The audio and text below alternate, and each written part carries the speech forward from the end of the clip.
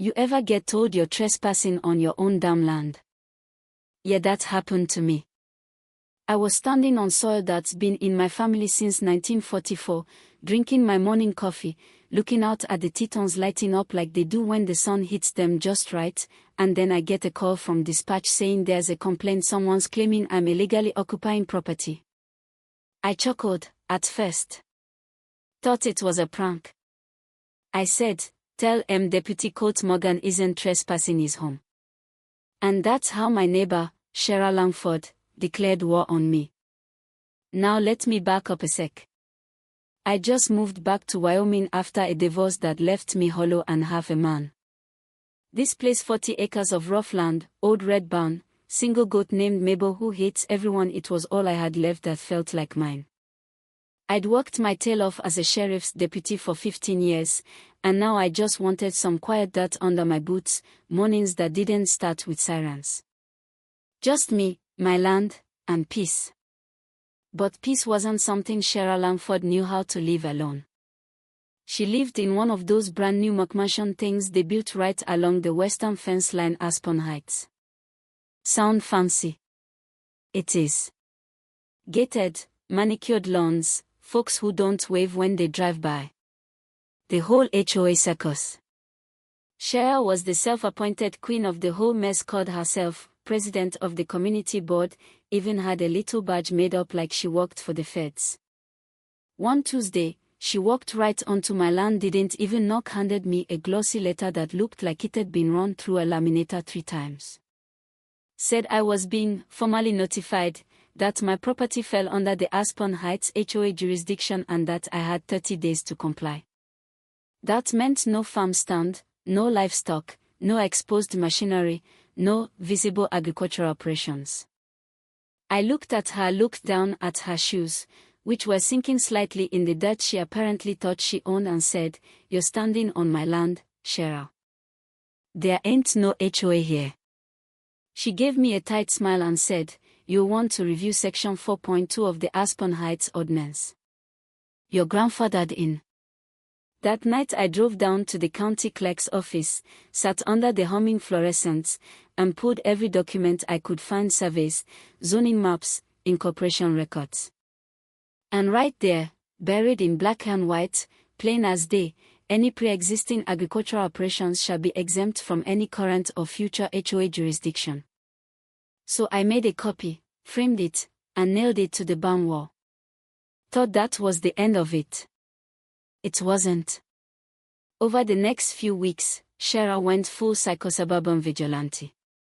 She filed nuisance complaints about my rooster crowing too early. Called the health department about my compost pile. Took photos of Mabel chewing through the fence and accused me of harboring aggressive livestock. She even posted about me on Nextdoor, said I was operating a dangerous, unlicensed farm that threatened the peaceful character of the community. I thought about ignoring her. But I know people like Shara. You give them an inch, they'll pave it and turn it into a walking trail.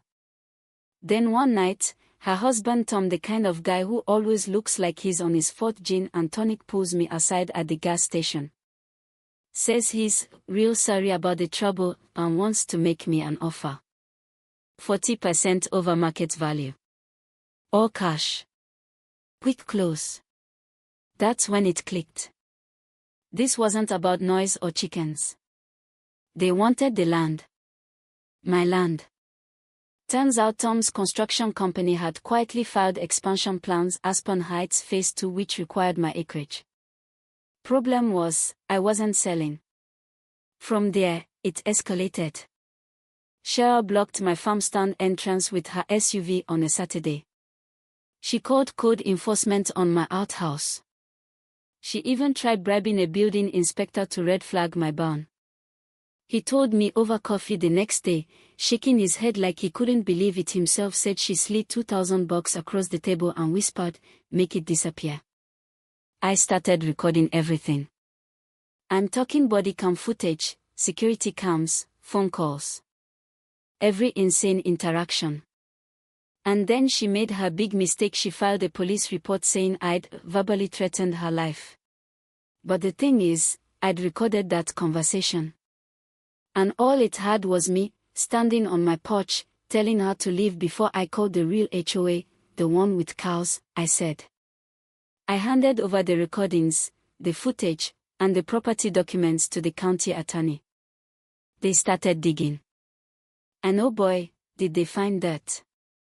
Turns out, Shera had never legally registered the HOA. There was no charter, no board elections, no tax filings.